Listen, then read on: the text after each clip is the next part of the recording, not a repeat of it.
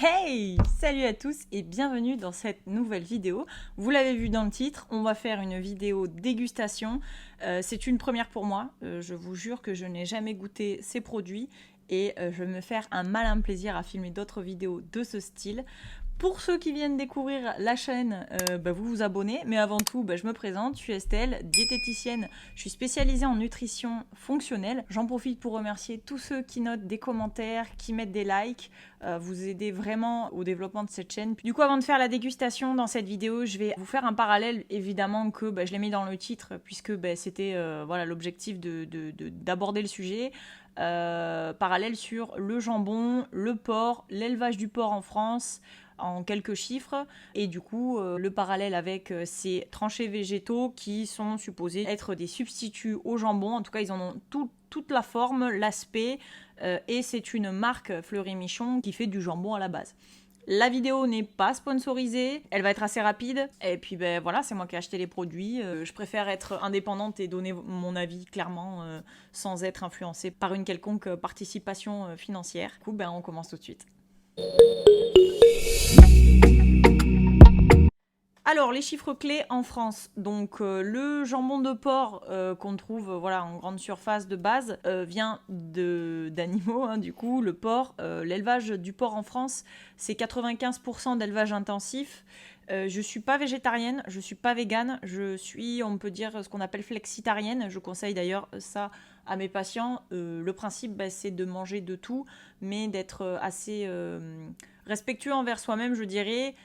Si on le peut, de manger moins de produits ultra transformés ou de mauvaise qualité, de par, on va le voir sur le porc, l'élevage notamment. Donc d'en manger moins de ces produits-là, ça peut être de la viande rouge, ça peut être du poisson ou autre, mais de qualité, et d'introduire également des produits végétaux dans son alimentation. Donc le porc en France, je reviens, 95% d'élevage intensif.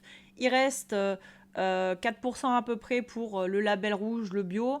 Et on va avoir 1% finalement représenté par le porc qui, on va dire, a vu le soleil, est sorti. 95% d'élevage intensif, ça veut dire dans des conditions compliquées. Clairement, je suis pas défenseuse de la cause animale, même si ça me touche, parce que c'est des êtres vivants. Donc oui et non finalement, mais je suis pas là pour vous culpabiliser, juste vous informer que ces animaux-là subissent des traumatismes, ils ont ça dans leur gène, dans leur viande finalement, et on la consomme. Donc ça se retrouve dans notre corps et on l'assimile. Donc d'un point de vue général, vous concluez ce que vous souhaitez là-dessus. Donc j'aime le jambon, j'adore les sandwichs, j'aime les croque-monsieur. Quand je fais des croque-monsieur, j'achète évidemment du jambon. Je reviens sur finalement les 1% d'élevage plein air, ils sont là, mais c'est dur de les trouver. Je sais qu'il y a des labels qui regroupent les fermes de porcs de qualité, les élevages, bien sûr aller chez directement l'éleveur, et vous pouvez aussi en trouver des fois dans des magasins d'agriculteurs réunis. Il reste 4% qui sont moins pires, c'est le bio, et le label rouge. Alors il y a des cahiers des charges qui sont différents, mais en fait l'idée c'est d'avoir peut-être un animal moins maltraité, on va dire, et donc une viande de meilleure qualité pour soi-même, et donc pour les personnes à qui on va les faire consommer. Donc je pense aux enfants, aux membres de la famille. Du coup, pourquoi le végétal? C'est intéressant parce que ces tranches végé, dans les ingrédients, ça va être, il l'affiche d'ailleurs bien clairement, on a pois chiches, lentilles corail, haricots blancs. Ce sont des légumes secs, et les légumes secs, c'est intéressant pour notamment les teneurs en protéines. Donc c'est un bon parallèle par rapport au jambon, parce que le jambon de base, ça apporte 20% de protéines. C'est très utilisé dans les régimes, perte de poids. Clairement, moi, je suis mitigée par rapport aux conseils de cet ordre-là, comme faire dans la chrononutrition, bouffer du fromage à gogo le matin. Parce que si l'aliment à la base, c'est pas de la bonne qualité, je préfère qu'ils en mangent moins, mais du vrai. Et c'est la même chose pour le blanc de dinde, le blanc de poulet, le jambon, c'est la même. C'est plus bon pour la santé maintenant. Même si c'est diète, même si vous serez peut-être plus maigre ou vous perdrez du poids avec. Voilà, faites attention à l'origine du produit. Si vous pouvez, label rouge, bio, ou fermier, faut trouver les 1% disponibles. Donc je reviens du coup sur les légumes secs. Beau parallèle en termes de protéines, puisque les légumineuses, c'est 10% de protéines quand c'est cuit, donc on va dire qu'il faut doubler les quantités, mais ça reste intéressant pour l'apport en protéines. C'est des protéines végétales, et comme tous les aliments végétaux, il va y avoir aussi un côté intéressant pour les teneurs en anti-inflammatoires, ce qui va permettre de lutter contre ce qu'on appelle les radicaux libres. Assez rapidement et simplement, les radicaux libres, ce sont des molécules nocives qui se développent naturellement dans notre corps, mais qui peuvent également provenir de l'extérieur, de l'alimentation, de la pollution, de ce qu'on respire ou autre. Et donc tout ce qui est végétal va être plutôt anti-inflammatoire, et donc nous aider à lutter contre ces radicaux libres qui provoquent un vieillissement accéléré de nos cellules. On vieillit tous, c'est naturel, je dis pas que c'est anti-rides, mais on a des façons de vieillir qui sont pour tous différentes, et faut bien vieillir. Faut penser à vieillir, mais il faut penser à bien vieillir surtout. Donc limiter tout ce qui est développement des maladies chroniques et autres. Les légumineuses, c'est aussi des glucides, donc c'est un féculent. L'intérêt, c'est d'apporter dans l'alimentation des glucides à IG bas, notamment des glucides qui sont lents à digérer, qui passent lentement dans le sang et qui ne provoquent pas de pic d'insuline qui refilent après la fringale en suivant. Donc les légumineuses, c'est très intéressant. On conseille d'en consommer 2 à 3 fois par semaine, c'est un minimum. Donc c'est vrai qu'on va pouvoir les consommer à travers leur forme brute, cuite, en conserve, ou vous-même, si vous avez le temps de cuire, vous gérez votre organisation et on ne culpabilise personne. Si vous prenez des conserves d'haricots rouges, c'est très bien, c'est mieux que rien. Vous avez aussi la possibilité de les utiliser sous forme de farine, notamment les pâtes de lentilles corail, que vous savez être mon aliment chouchou, et on peut les apporter aussi dans des recettes sous leur forme du coup de farine. Comme c'est riche en fibres, c'est nourrissant et ça maintient le rassasiement tout au long de la journée, ce qu'on appelle la satiété,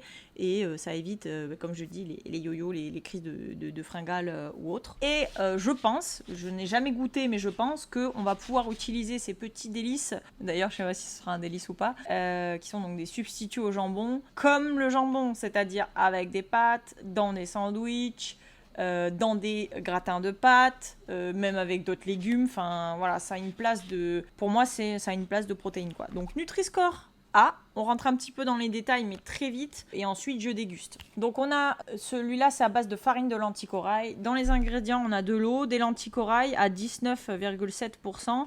On a un peu de blanc d'œuf, donc c'est pas vegan. Ouais, il l'affiche pas. On a un peu d'huile de colza, de la fécule aussi, je pense, pour lier tout ça. Du bouillon, comme le jambon finalement, avec eau, carottes, oignons, plantes aromatiques, céleri, des épices, des extraits de plantes, des arômes naturels et du sel. Il n'y a pas de nitrite à l'intérieur. Au niveau conservation, on est pas mal. Il spécifie que c'est sans gluten, c'est marqué en gras, donc c'est marqué sans gluten quand même. Au niveau des valeurs nutritionnelles, donc on va faire le comparatif avec le jambon, hein, je vous l'ai dit. Donc les matières grasses, on est à 6,5, le jambon c'est un peu moins. Donc c'est un peu plus gras que le jambon. Maintenant je vous le dis, hein, le gras c'est pas mauvais pour la santé quand c'est bien choisi et en quantité adaptée. Les glucides, on est à 11 grammes. Là c'est facile à faire, il n'y a pas de glucides dans le jambon, ou très peu, à part si c'est ajouté sous forme de dextrose dans les ingrédients, mais normalement il y en a pas. Donc là oui, il y en a un peu, logique. C'est de la farine de lentilles corail. Donc c'est un glucide à la base, hein, c'est un glucide complexe puisque c'est un féculent. Ensuite on a les fibres alimentaires 3,8, c'est ultra riche en fibres. Pour vous donner un comparatif, les légumes en moyenne c'est 3 grammes pour 100 grammes, donc 3%. Et les fruits c'est à peu près pareil, entre 3 à 5 grammes. Donc là 3,8, c'est très bien pour 100 grammes. Et les protéines, on est à 8 grammes, donc on perd pas trop finalement par rapport aux 100 grammes de lentilles cuites. On aura 10% à peu près, là c'est 8, c'est très bien. Ça reste moins que le jambon, on est d'accord, le jambon c'est 20-23% de protéines, là il y en a 8, mais il y a tous les avantages du côté végétal, et notamment on a également des glucides dans le produit et également de la matière grasse.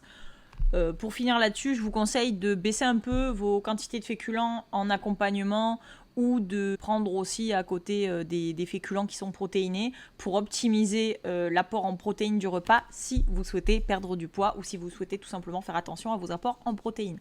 Ça peut être également, si vous êtes flexitarien, donc vous mangez de tout, prendre un produit laitier protéiné en dessert, qui soit animal comme le skyr, le fromage blanc. On peut avoir des produits de chez Ipro. Ipro, c'est une gamme de produits laitiers que l'on trouve en grande surface. C'est Danone qui fabrique. C'est des produits laitiers pas ouf. Quand c'est pas nature, en général, il y a des arômes, il y a des édulcorants, il y a du sucre. Donc voilà, je vous fais un petit écart là-dessus. Et j'ai lu. Peut-être que ce sera sorti parce que je filme les vidéos en amont, puisque je vais avoir assez de stock pour pouvoir vous en donner souvent des vidéos. J'espère qu'ils auront sorti, je sais, chez Alpro, la marque Alpro, donc c'est différent de ePro.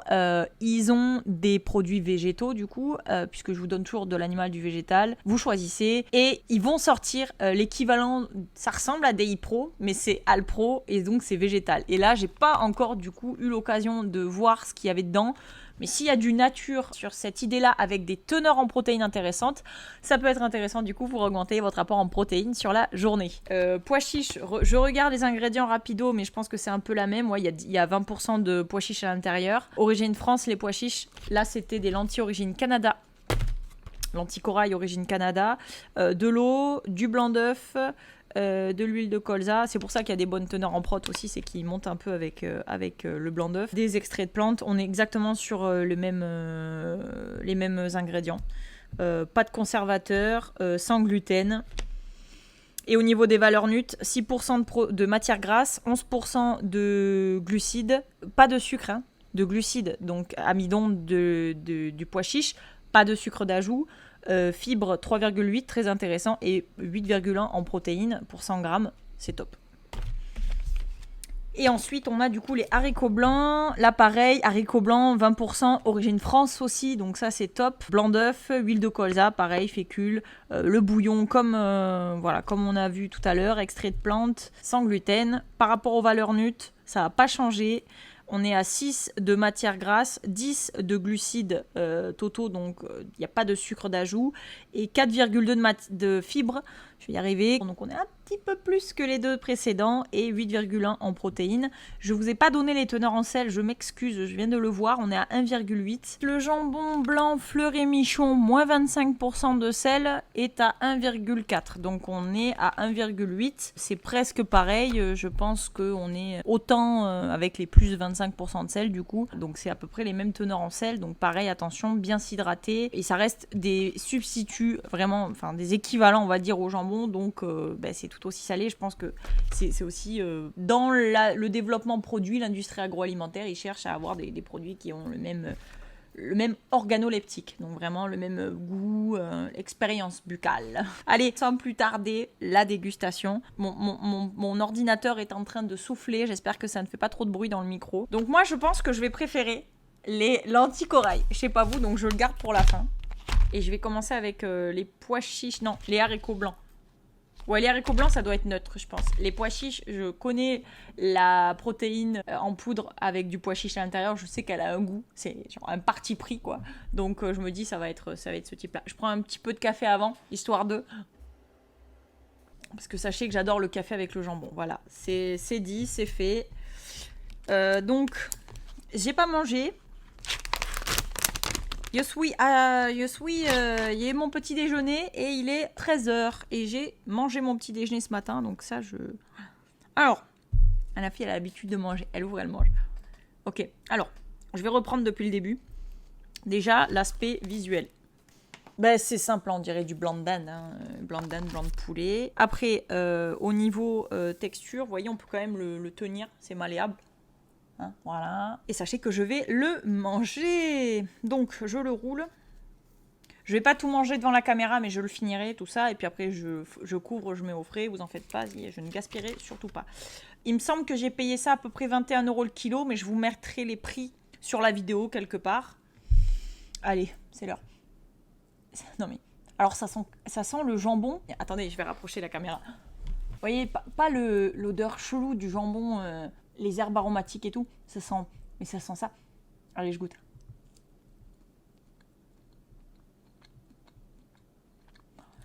Et je m'attends à rien. Donc,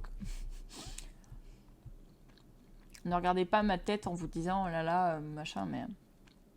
J'essaye d'être le plus neutre, ok ? Alors, ça a un goût neutre. Je sens pas le haricot blanc. Le goût est très bon. La texture est mousseuse. Rien à voir avec le jambon et le côté fibreux vraiment de la viande. Voilà, là on est plus sur une texture mousseuse, voilà. Après, je pense dans un sandwich nickel. Les enfants, je pense qu'ils vont aimer aussi. Vraiment, pour les enfants, c'est top. Moi, je pense que je vais en acheter pour mes enfants parce que il faut savoir, pour les enfants, il ne faut pas des masses de protéines par jour. On a tendance à leur donner de la viande, du poisson, des trucs. Ils n'en ont pas besoin. C'est la taille de paume de la main, leur quantité. Du coup, c'est vraiment pas beaucoup. Et plus ils sont petits, moins il leur en faut. Sauf qu'il faut qu'ils mangent. Et ça cale le bide, les protéines. Donc on a tendance à leur donner de la viande aussi pour pas leur donner du reste. Ou parce qu'ils ne mangent pas assez de légumes et que du coup, faut qu'ils mangent parce que sinon ils ont faim 1 heure après.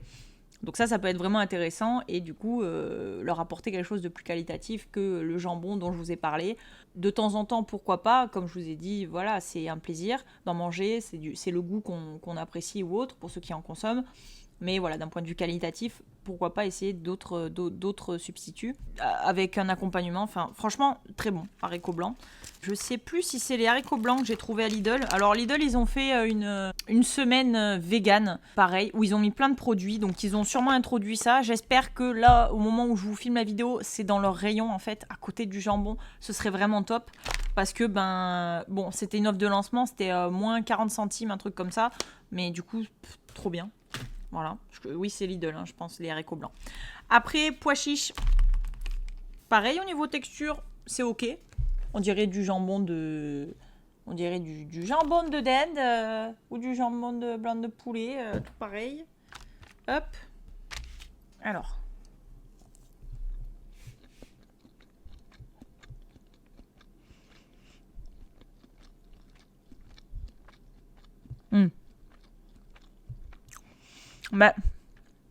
À mon grand étonnement, c'est meilleur que la protéine de pois...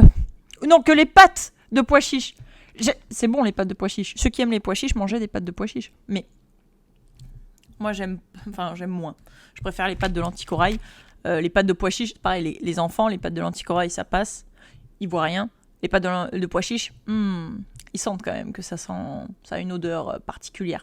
C'est très bon. Ça n'a pas du tout ce goût particulier qu'il y a dans les pâtes de pois chiches. Après, c'est mon avis perso. Mangez de tout et faites comme vous avez envie. Je ne suis pas là pour vous influencer les goûts et tout. Goûtez, comme je vous dis tout le temps dans les vidéos. C'est pour que vous réfléchissiez par vous-même. Non, c'est bon. Ça a plus de goût que l'haricot blanc. Du coup, pourquoi pas avec des pâtes. Parce que du coup, ça donnerait plus de goût. Ça, c'est... ouais. C'est une super découverte. Franchement, je suis ravie. Et je le disais d'ailleurs à des patients. Vous verrez, dans quelques années, il y en aura de plus en plus des produits végétaux. Donc là, c'est très bien. Ça fait le job. Au niveau de la texture, c'est la même chose que les haricots blancs. Je préfère la texture des pois chiches, elle est un peu plus dense, à mon grand étonnement. Et maintenant, les lentilles. Allez, on y go, on déguste. Vite, j'ai plus de batterie.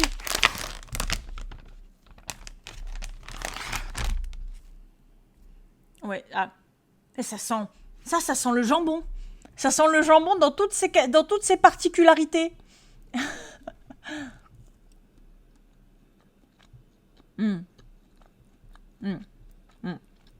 Ouais. Je dis oui. C'est un peu, comme je vous ai dit, mousseux comme texture, mais c'est une tuerie. Franchement, pour ceux qui mangent du blanc de dinde ou du blanc de poulet, manger ça, c'est mieux. Mais je vous influence pas. On a terminé la dégustation. Je vous remercie d'avoir regardé la vidéo jusque-là. Soutenez la chaîne, abonnez-vous, likez, commentez. Vous pouvez vous présenter dans les commentaires. Je serai ravie de vous lire et de vous répondre. Je vous souhaite plein de bonnes choses. Prenez bien soin de vous. À très vite dans une prochaine vidéo. En attendant, prenez soin de vous et de vos proches. Salut!